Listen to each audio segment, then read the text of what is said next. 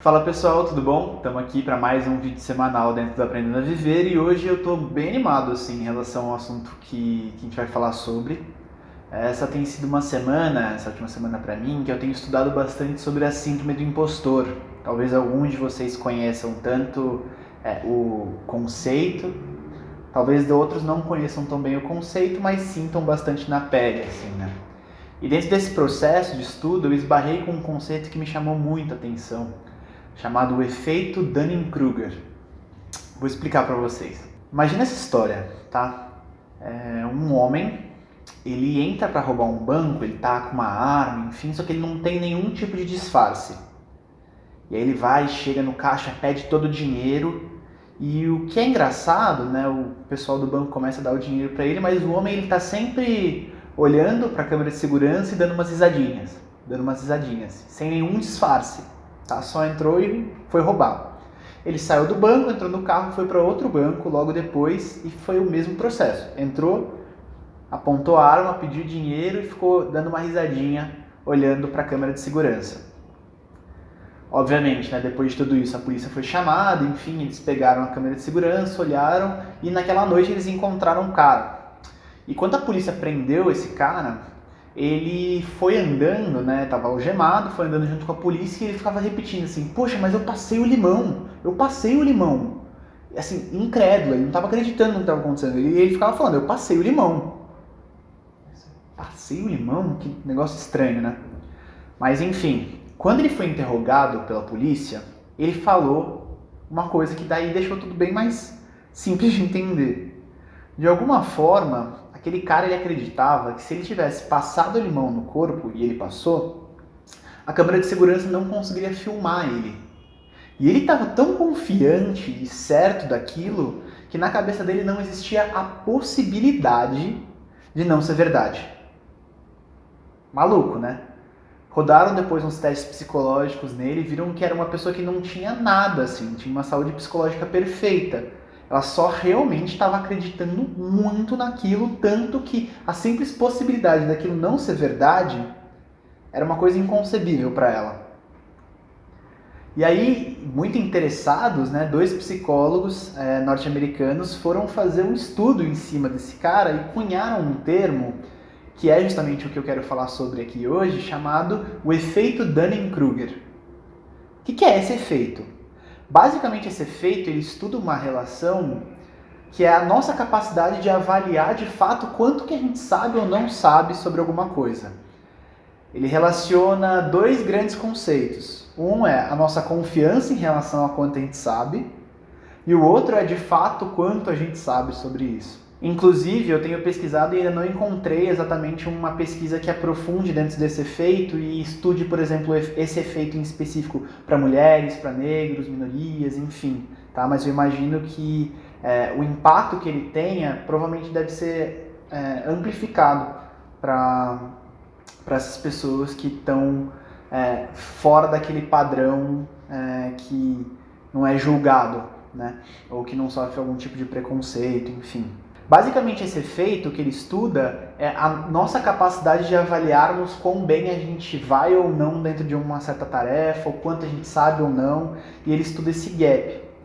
E o que é muito interessante, quando eles foram mais de 100 pesquisas feitas ao longo desses últimos 20 anos, assim, é um conceito que ele começou a ser um pouco mais estudado em 1999, que foram encontrando coisas bem curiosas, assim, que, por exemplo, quando você está começando a aprender sobre alguma coisa, ou seja, tem pouco conhecimento técnico sobre ela, você tem uma tendência a achar que você sabe mais do que você de fato sabe. Ou seja, você fica mais confiante em relação à sua própria capacidade do que você de fato tem capacidade de entregar. Faz sentido? Que é aquela famosa coisa assim de você foi ler um livrozinho, entender um pouquinho sobre o assunto e você acha que você entendeu muito, que aquele assunto é aquilo que você viu. Mas na verdade tem muito mais para ele que você não sabia porque você não se aprofundou o suficiente para saber. Acho que hoje esse primeiro lugar, né, de pessoas muito confiantes que não sabem tanto, está muito presente, assim, gente. Principalmente quando a gente olha para o ambiente empresarial e até dentro da política, enfim, como a gente gosta de em diversos momentos falar sobre algumas coisas, ter uma opinião, porque a nossa sociedade pressiona a gente bastante para ter essa opinião, mas muitas vezes a gente tem ela sem muito substrato, né? A gente não teve tempo de aprofundar, de estudar e tudo mais, e dentro dessas pressões que a gente vai sofrendo, a gente se força a se colocar com um posicionamento. E a gente não pode só colocar esse posicionamento de uma forma aberta, a gente tem que ser confiante em cima dele, enfim. E acaba levando para essa situação em que a gente tem pessoas muito confiantes, mas com pouca capacidade de entrega, né? Confiança alta, mas competência baixa. Tem várias pesquisas que estão por trás, assim, que mostram uma coisa parecida com isso. Que é, por exemplo, uma bem fatídica foi que nos Estados Unidos eles entrevistaram os motoristas, né? Tanto homens, mulheres, e aí fizeram uma pergunta. Você acha que comparado à média, você dirige acima da média, abaixo da média e tudo mais? E aí quando eles fizeram isso e pegaram os resultados, eles viram que 88% dos motoristas que eles entrevistaram acreditavam que eles dirigiam acima da média. Só que matematicamente isso não é possível, né? Esse é um dos primeiros efeitos, assim, né? Para pessoas que não têm tanto conhecimento sobre o assunto, que provavelmente elas se jogam e se julgam mais competentes do que elas de fato são. Aí, quando a gente olha para o outro espectro, para pessoas que são especialistas dentro desse tipo de conhecimento, olha que engraçado. Essas pessoas, elas têm consciência de que elas têm um conhecimento acima da média. Só que, o que acontece? Duas coisas. Uma é, elas não julgam que elas são tão competentes quanto elas de fato são. Então elas se jogam um pouquinho para baixo. E, além disso, elas acham que todas as outras pessoas no mundo são melhores do que elas de fato são. E aí, para mim, o exemplo mais claro que vem são alguns professores de faculdades extremamente especialistas. Sabe aquele professor que ele dá aula e ele parte do princípio que está todo mundo entendendo, mas, na verdade, a galera está tendo muito mais dificuldade do que ele consegue perceber? Então, provavelmente esse cara ele tá achando que a classe, a turma tá num nível quando na verdade ela tá em outro, né? Isso é também um dos efeitos que o Dunning-Kruger causa. É bem interessante. Então, pessoas muito especialistas não entendem que elas são tão competentes quanto elas de fato são. Normalmente elas se jogam um pouco mais para baixo quando elas se autoavaliam e elas jogam o resto das pessoas para cima. Maluco, né? E pro grupo do meio, a galera que já sabe um pouco sobre o assunto. Nesse grupo eu achei muito interessante os resultados, porque esse é o grupo que mais se joga para baixo. Então se você pega um paralelo, as pessoas que menos conhecem sobre o assunto, normalmente são as pessoas que julgam que mais conhecem sobre o assunto, então elas se colocam acima da média. As pessoas que conhecem muito do assunto também se colocam acima da média, mas menos do que as pessoas que não conhecem sobre o assunto. E as pessoas do meio que conhecem um pouco sobre o assunto, elas se julgam abaixo da média.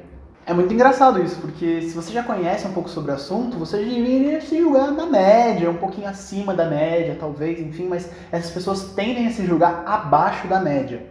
E o que está por trás disso é bem fácil de entender até. Porque a partir do momento que você conhece um pouco sobre o assunto, você também conhece sobre o que você não conhece sobre esse assunto. Você tem capacidade de avaliar isso. E aí você se coloca dentro do espectro que é conhecer muito sobre o assunto, conhecer nada, no meio, só que você entende que tem muita coisa que você não sabe ainda, né? E aí você se joga para baixo, julgando que você sabe menos do que você de fato sabe. E dentro disso vem várias questões que surgem delas, uma delas é a síndrome do impostor, né? Poxa, eu conheço sobre o assunto, eu sei que tem muito mais que eu poderia conhecer, mas justamente por eu saber que tem muito mais que eu poderia conhecer, eu me sinto menos confiante em relação a mim mesmo e me jogo para baixo. Acho que eu sei menos do que de fato eu sei. Quando outras pessoas, e daí muito no ambiente de trabalho, são muito confiantes, não competentes, confiantes, e a gente julga que essas pessoas sabem mais porque elas projetam uma imagem que elas sabem mais, quando na prática não. E aí entra todo esse redemoinho por trás de uma coisa complexa, né, que eu estou simplificando, que é a síndrome do impostor. Então é muito maluco todo esse processo, né? O efeito Dunning-Kruger está sendo estudado ainda pra caramba, em diversos contextos diferentes, e eu achei que valia a pena compartilhar. E ele é muito prático, né, gente? Assim, acho que as duas coisas que a gente pode fazer para trabalhar em cima desse efeito, na verdade 3 coisas, vai. Acho que a primeira delas é ter consciência disso. E estar sempre avaliando, né? Pensando quão competente eu sou dentro disso e quão confiante eu estou transmitindo, né? Passando a ser. E entender que dentro desse processo, provavelmente tem um descasamento entre quão competente eu sou e quão confiante eu estou me mostrando.